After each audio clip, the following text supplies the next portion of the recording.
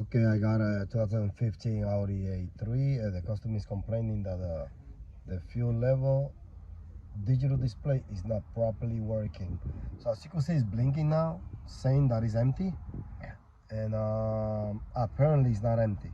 So I'm gonna check for fault codes using this cancel, and then I'll see what I get. Okay, I went through the modules and there's no fault codes for the sending units.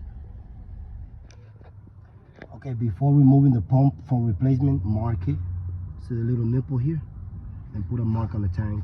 That way you know how it goes. Okay, and before we start disconnecting like the connectors, disconnect the battery ground. Okay, the black cable battery ground from the battery. Okay, that's it. So I put a new one in and I'm gonna check it out.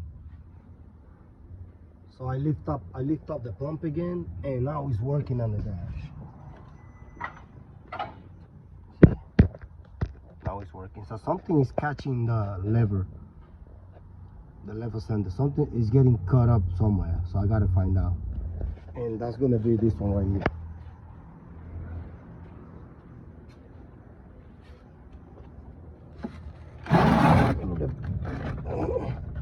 Look like this guy's getting caught up somewhere, so I gotta find out what's causing it. But it's working now. At least I know that this is gonna fix it. Okay, I just gotta install it properly. Yeah, when you're going in with a new one, make sure you lube the seal. Lube the seal only on the inside here, not on the outside. Just here on the inside. Okay, and make sure the lever, this thing here, doesn't get caught up with anything. Make sure this is clear, okay, from anything, all right? Gotta make sure. Yeah, the sending units on these A3s, it sits weird. So you might have to like come up and then go back down, come up until you get it to work. Anyway, I got it, and you know when you got it right, when there's no fault codes. Okay? If those sending units are getting caught up with wiring and stuff, you're gonna have a fault code and you gotta go back in there and fix it. So sending unit fixed it. Okay, it came with a pump, so I did the whole thing. Okay, driving the vehicle looks fine. The meter for the fuel is working electronically. It's working. And guys, just don't forget, remove that negative battery post before getting into the fuel pump. Put a new one in, make sure you seat it right. How to know if you got it right? Well, there's no fault codes, and the meter is reading. Okay, that's how. If you get a fault code like resistance too high, that means the pump is not seated correctly. So you got to do that. Okay, make sure you lube the seal on the inside, like I told you, the seal for the fuel pump, and that's it. I mean, if you're getting